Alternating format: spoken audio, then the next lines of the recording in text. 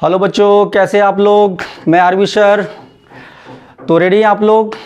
आज हम आप लोग के बहुत ही इंपॉर्टेंट टॉपिक डिस्कस करने वाले हैं जो हर साल बोर्ड में, जेईई मेंस में, नीट में वहाँ से न्यूमेरिकल आते हैं। वो चैप्टर का नाम है सॉल्यूशन चैप्टर।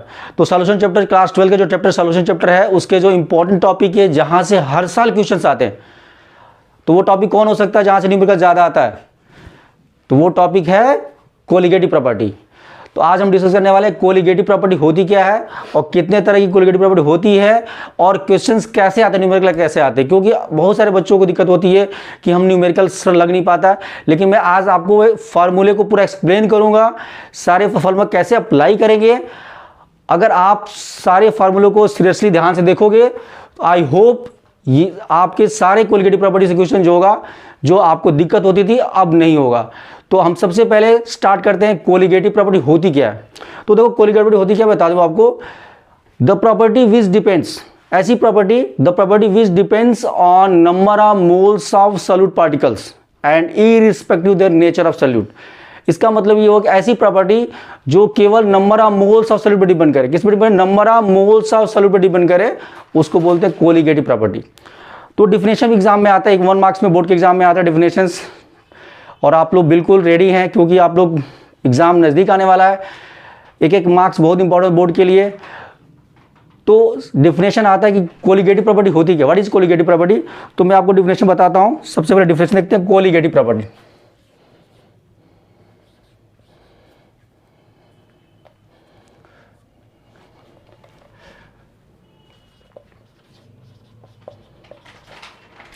कोलिगेटिव प्रॉपर्टीज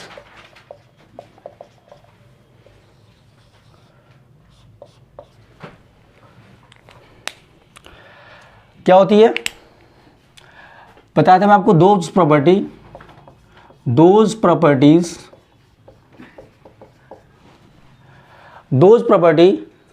विच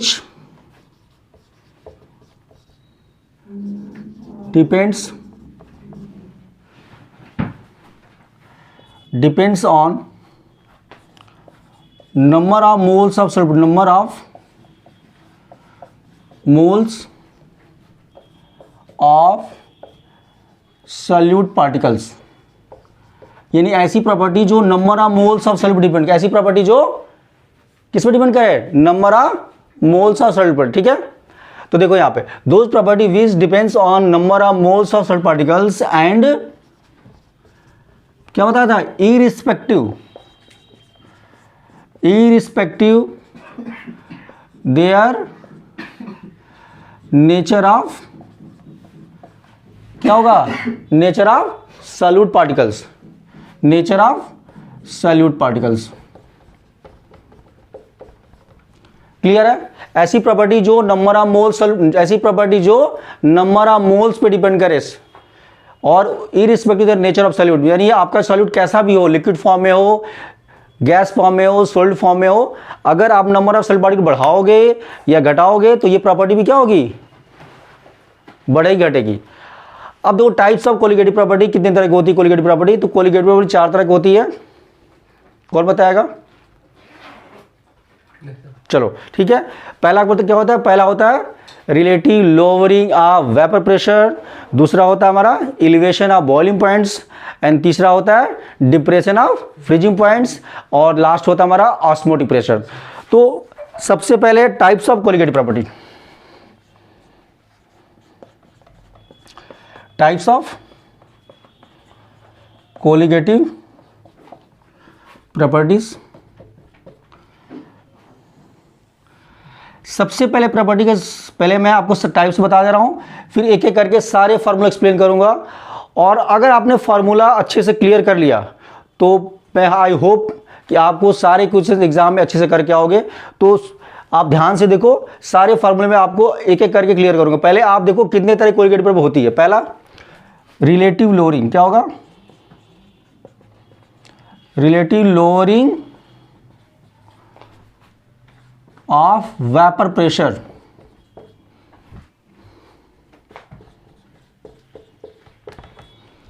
ठीक है, relative lowering of vapour pressures. जैसे क्या होता है कि आप प्योर सॉल्वेंट होता है, प्योर सॉल्वेंट में जैसे आप क्या करोगे, सॉल्यूट पार्टिकल ऐड करोगे तो हमारी जो वेपर प्रेशर हो जाता है क्या हो जाती है, डिक्रीज कर जाता है। तो कितना आपकी वेपर प्रेशर डिक्रीज होगा उसी को क्या बोलते हैं, relative lowering of vapour pressure.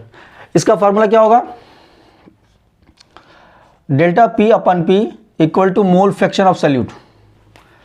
अब तो डेल्टा पी क्या होती है, P1 not minus P1 upon P1 not equal to mole fraction of solute. अब देखो यहाँ P1 क्या है, आपका एग्जाम में दिया रहेगा P1 आपको। P1 का मतलब क्या होता है, P1 नॉट है vapour pressure of pure solvent. क्या होगा, प्योर सॉल्वेंट। आपको एग्जाम में दिया मेंशन किया रहेगा वेपर प्योर बेंजीन ऐसे करके दिया रहेगा। P1 नॉट, ये P1 क्या है, वेपर प्रेशर ऑफ सॉल्यूशन। क्या है, वेपर प्रेशर ऑफ सॉल्यूशंस। और ये क्या है, ये मोल फ्रैक्शन सॉल्यूट, यानी बोलेंगे relative lowering of vapour pressure equal to the mole fraction solutes. ये राउट्स लॉ भी है, यही क्या है, राउट्स लॉ भी इसको बोलते हैं, relative lowering of vapour pressure equal to the mole fraction solute, कोई राउट्स लॉ बोलते हैं हम लोग। देखो यहाँ पे क्या कर सकते हो, ये जो मोल फ्रैक्शन है, और आपको पता है आप लोगों को मोल फ्रैक्शन क्या होती है, moles of one component upon total mole. Suppose करो यहाँ पे एक सॉल्यूट है, तो सॉल्यूट का मोल N2 upon N1 plus N2। और यहाँ पे क्या है, N1 बहुत ज़्यादा मात्रा में है, ठीक है, तो हम लोग N2 को निगलेक्ट कर देंगे, तो ये आ जाएगा आपका N2 अपॉन N1। और मोल तो पता है आप लोगों को मोल के बारे में, मोल कैसे निकलता है, ये क्या है, मोल है, mole of one component upon total mole. तो मोल का फॉर्मूला क्या होता है, given mass upon molar mass, सबको पता है। N2 मतलब क्या होगा, देखो ये N2 मतलब क्या है, सॉल्यूट है, N2 मतलब सॉल्यूट, N1 मतलब सॉल्वेंट। जो ज़्यादा हो तो उसको 1 बोलते हैं, जो कम होता है उसको 2 बोलते हैं। यानी यहाँ पे ऊपर लिख लो W2 अपॉन M2, और नीचे क्या हो जाएगा, W1 अपॉन M1। बस यही क्वेश्चन आता है एग्जाम में, आपसे सब कुछ दिया रहेगा, आपको P1 नॉट दिया रहेगा, P दिया रहेगा, और आपसे पूछेगा कि M2 निकालो। M2 मतलब मोलर मास ऑफ सॉल्यूट निकालो, कर लोगे। चलो ये हो गया पहला हमारा colligative property, relative lowering of vapour pressure. अब इसके सारे न्यूमेरिकल आपसे लग जाएंगे, बस आपको फार्मूले आना चाहिए किसको क्या बोलते हैं, ठीक है। तो पहला फार्मूला हो गया relative lowering of vapour pressure, इसको नोट कर लो।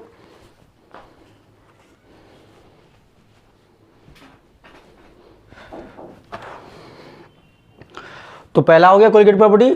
नेक्स्ट कोलिगेटिव प्रॉपर्टी हमारी ये क्या है, एलिवेशन ऑफ बॉइलिंग पॉइंट्स। क्या है, एलिवेशन ऑफ बॉइलिंग पॉइंट्स। दूसरा कोलिगेटिव प्रॉपर्टी हमारा एलिवेशन ऑफ, क्या है, elevation of boiling points. Elevate मतलब क्या होता है, बढ़ना, क्या होता है, बढ़ना। Elevation of boiling points, elevation of boiling points.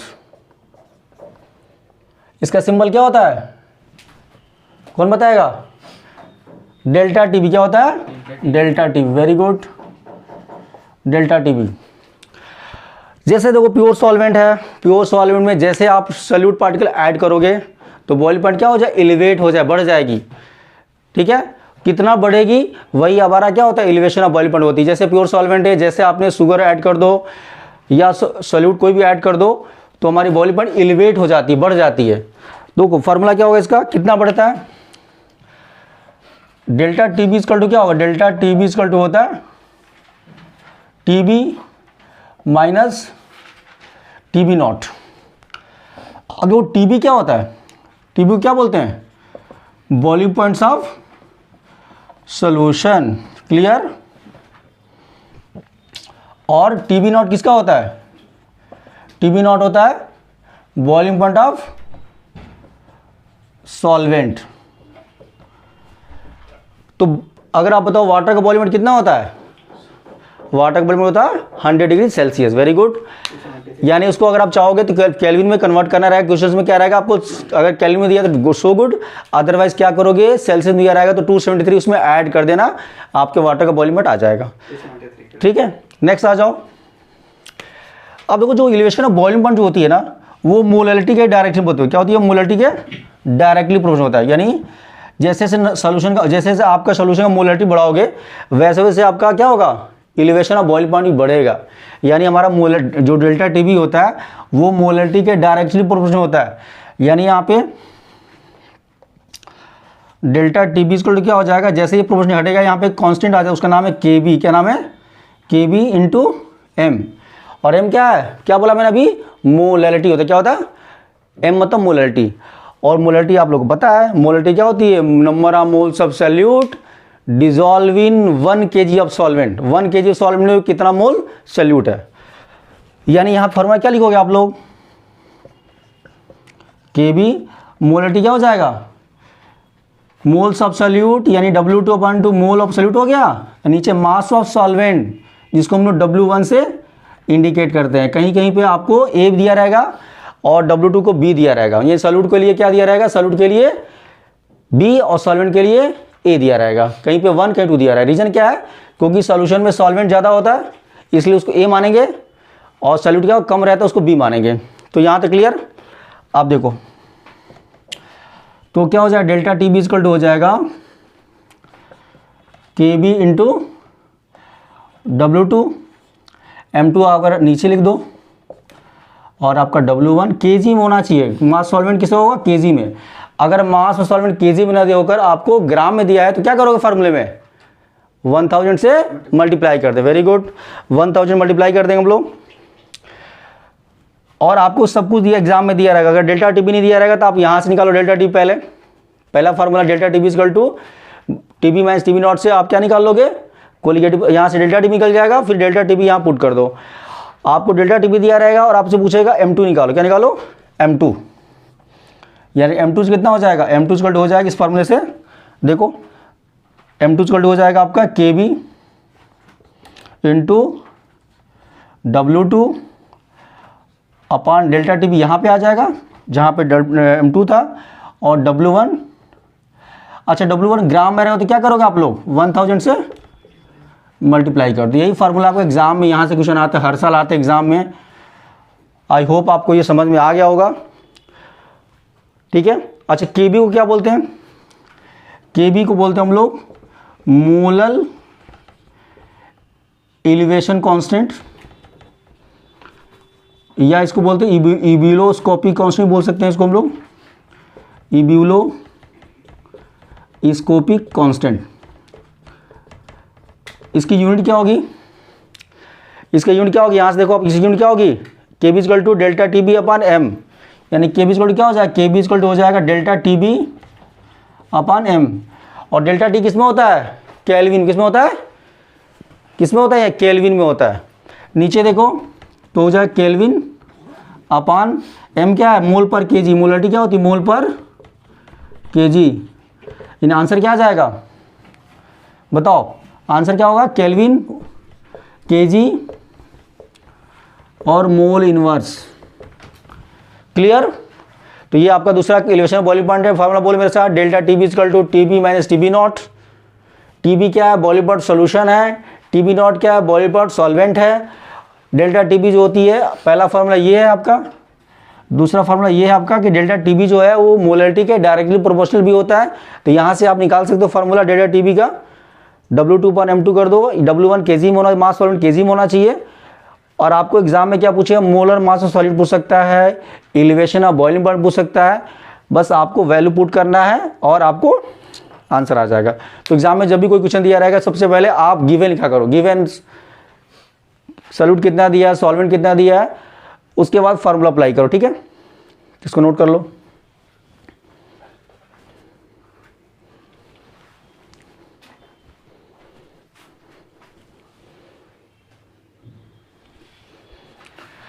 Next, ठीक है, तो नेक्स्ट क्वेश्चन क्या हमारी है? Depression of freezing point. Next क्या है हमारा? Depression of freezing points.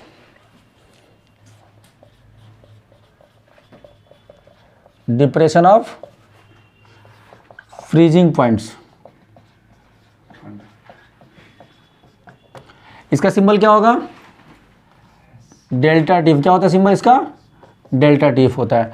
बताया था जैसे आप सॉल्वेंट में सॉल्यूट ऐड करोगे तो हमारी फ्रीजिंग पॉइंट क्या हो जाए? डिप्रेस कर जाए, डिक्रीज कर जाएगी। अक्सर आपने देखा होगा कि जब भी किसी हम लोग प्योर सॉल्वेंट है तो उसमें सॉल्यूट ऐड करेंगे तो फ्रीजिंग पॉइंट क्या हो जाए, डिक्रीज कर जाएगी। इसलिए क्या होती है, जब भी हम लोग जहाँ पे हिल स्टेशन में स्नोफॉल होता है वहाँ पे सॉल्यूट ऐड करते हैं तो क्या हो जाती है, जो आइस होता है वो मेल्ट होना स्टार्ट हो जाता है। तो इसमें कितना डिक्रीज करेगा, आई थिंक मतलब जैसे आप सॉल्यूट ऐड करोगे तो कितना फ्रीजिंग पॉइंट डिक्रीज करेगा, उसी को क्या बोलते हैं हम लोग, डिप्रेशन ऑफ फ्रीजिंग पॉइंट। देखो इसका फॉर्मूला क्या होगा, डेल्टा टी इक्वल टू हो जाएगा T F not minus T F. अब वो टी एफ क्या होता है, इसको क्या बोलेंगे, freezing point of pure solvent या water gas pure solvent, T F naught को। और टी एफ क्या होती है, फ्रीजिंग पॉइंट ऑफ सॉल्यूशन, क्या होता है, freezing point of solutions.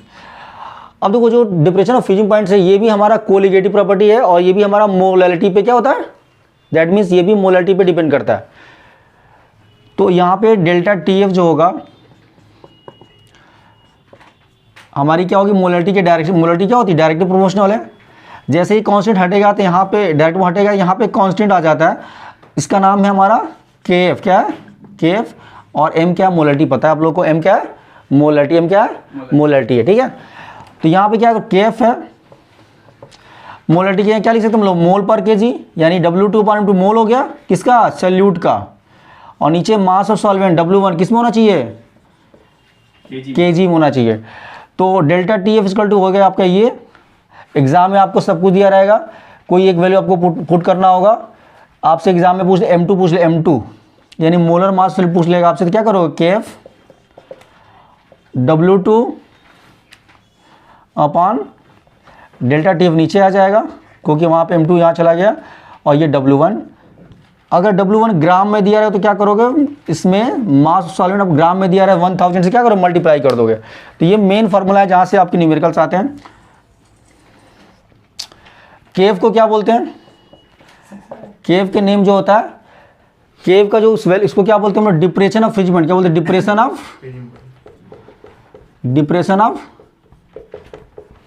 Freezing point बोलते हैं, ठीक है। और इसका भी यूनिट क्या होती है, इसकी भी यूनिट होती है आपका, जो केवी का यूनिट होता है इसका भी होता है केल्विन,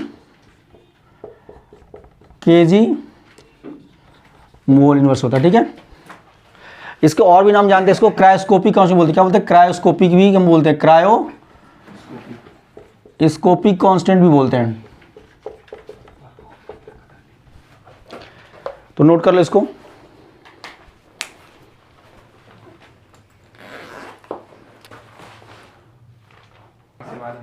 ठीक है, तो नेक्स्ट हमारी है कोलिगेटिव प्रॉपर्टी, क्या है, 3 हो गया, relative levelling of vapour pressure हो गया, एलिवेशन ऑफ बॉइलिंग पॉइंट हो गया, and third depression of freezing point हो गया, लास्ट बची आपकी ऑस्मोटिक प्रेशर्स।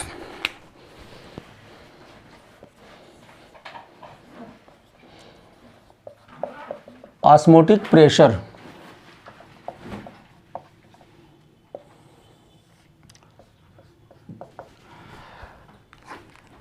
ठीक है। तो ये प्रेशर जो होता है, ऑस्मोटिक प्रेशर जो होती है, आपने ऑस्मोसिस पढ़ा होगा। ऑस्मोसिस क्या होती है, flow of solvent from higher concentration to lower concentration. हमेशा क्या होता है ऑस्मोसिस में, क्या होती है, सॉल्वेंट का जो फ्लो होता है वो हायर टू लोअर होता है।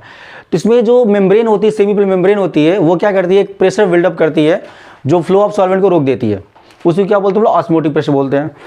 तो ऑस्मोटिक प्रेशर क्या होती है, formula pi equal to CRT, इसका सिंबल पाई होता है ऑस्मोटिक प्रेशर का, पाई इक्वल टू CRT होती है।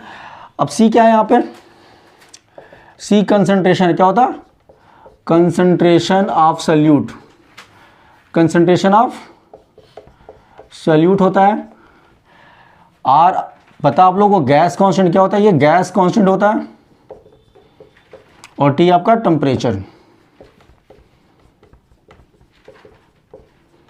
ठीक है। और कंसंट्रेशन किसमें होती है, मोल पर लीटर, यानी मोल्स ऑफ सॉल्यूट N2 और वॉल्यूम ऑफ सॉल्यूशन V, ये लीटर में होना चाहिए वॉल्यूम सॉल्यूशंस, इंटू R2 कर दो, आपका आंसर फार्मूला क्लियर हो जाएगा, ठीक है। अब यहाँ पे क्या होगा, देखो जो मोल है वहाँ पे, मोल का मतलब क्या होता है, given mass of solute upon molar mass of solute, यानी W2/M2 होगा, और यहाँ वॉल्यूम लिख दो आप लीटर में, और इंटू R2 कर दो, ठीक है। अगर वॉल्यूम आपका ml में रहेगा तो क्या करोगे, 1000 से मल्टीप्लाई कर दोगे, ठीक है। तो यहाँ पे क्या करेगा, आपसे पूछेगा, आपसे क्या पूछेगा, molar mass of solute, molar mass value पूछेगा आपसे। तो क्या हो जाएगा, W2 into RT upon volume, और आपका यहाँ पे क्या होगा, M2 इधर आ गया तो पाई उसके जगह पे क्या ऑस्मोटिक प्रेशर आ जाएगा। ठीक है, तो आपको एग्जाम में M2 पूछेगा, आपसे ऑस्मोटिक प्रेशर दिया रहेगा, ये आपको निकालना रहेगा यहाँ पे, और आपको M2 निकालना है। M2 मतलब मोलर मास सॉल्यूट, क्या होता है M2 मतलब, ऊपर बता दिया, मोलर मास ऑफ सॉल्यूट आपको निकालना रहेगा क्वेश्चंस में। तो आपको 4 क्वालिटी पर भी हो गई। पहला क्या था, relative lowering of vapour pressure, दूसरा एलिवेशन ऑफ बॉइलिंग पॉइंट्स, तीसरा डिफरेंशियल फ्रीजिंग पॉइंट्स, और लास्ट हमारा ऑस्मोटिक प्रेशर्स। तो आई होप बच्चों आपको ये सारे क्वालिटी प्रॉपर्टी का सारे फॉर्मूला आपको क्लियर हो गया। अब आप सारे क्वेश्चन काफ़ी ईजी से कर सकते हो। तो बच्चों अगर आपको मेरी वीडियो अच्छी लगी होगी तो लाइक ज़रूर करना एंड सब्सक्राइब बेल आइकन जरूर दबाना। थैंक यू एंड शेयर करना। Thank you.